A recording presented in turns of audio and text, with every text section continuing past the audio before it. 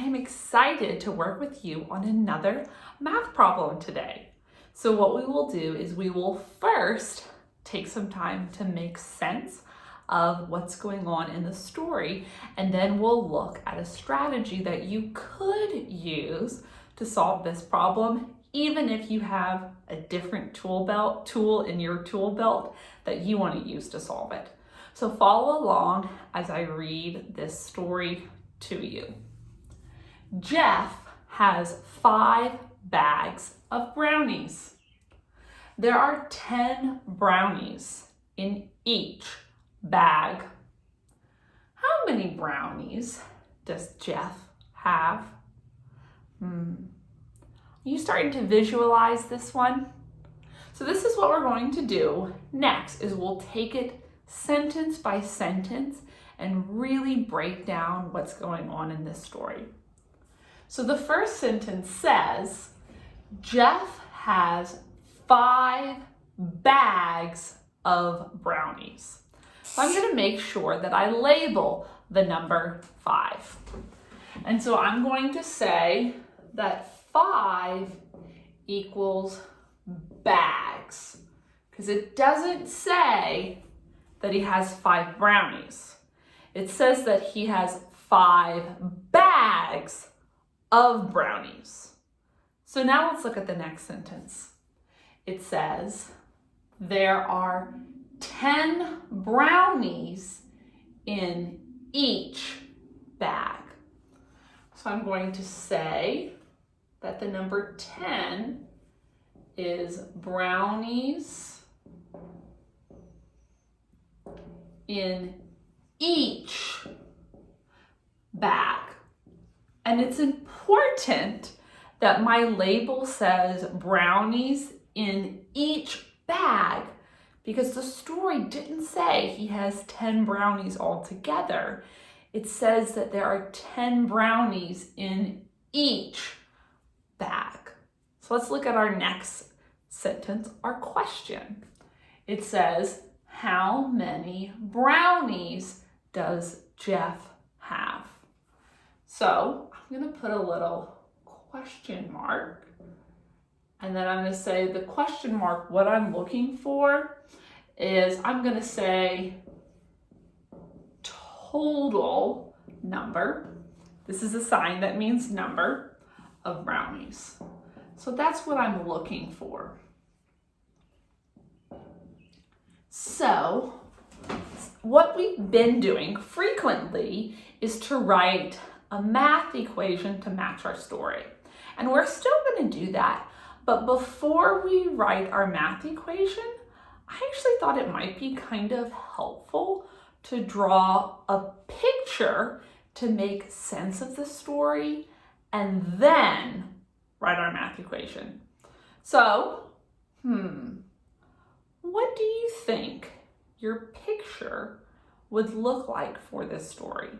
If you want to press pause and go ahead and draw a picture for what you think the picture would look like, you're welcome to do that. Are you back with me? So, even if you didn't draw a picture, maybe you were thinking about one in your head. So I'm going to show you what my picture looks like. He says that the story says that Jeff has 5 bags. So I'm going to draw 5 bags, but I'm just going to make them circles. 1, 2, 3, 4, 5. And remember, in each bag, there are 10 brownies. Now, I could draw 10 dots in each brownie, but sometimes in our pictures, we can use numbers to represent things in the story. So I'm going to draw the number 10 in each bag.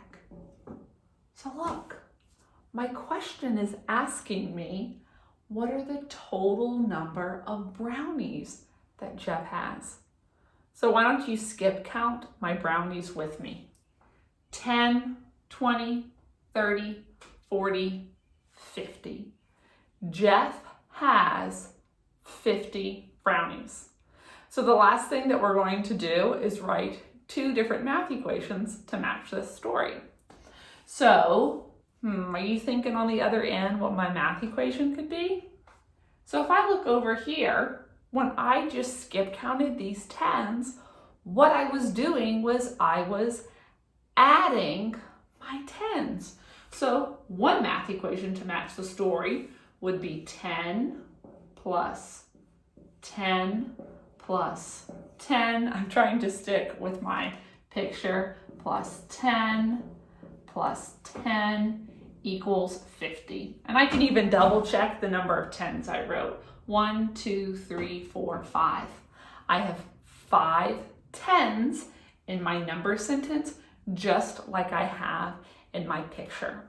So this math equation is called repeated addition because I'm repeatedly adding this number. And it totally works as a math equation to match this story. But do you guys by chance know of another math equation you could use to match this story? Here, I'm going to help you out. I could say that I have 5 times 10 equals 50. Do you know what the times symbol means? It means groups of.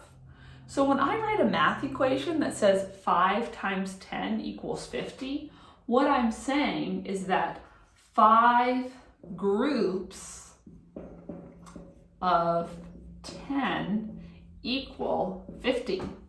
So in this story, I have 1, 2, 3, 4, 5 groups, and in each group, there are 10 to give me my answer, 50. And of course, like any good mathematician, I'm going to label my answer, not just to say 50, but to say 50 brownies, because my question is, how many brownies does Jeff have? Alrighty, mathematicians, thanks for stretching your brain with me today. Bye.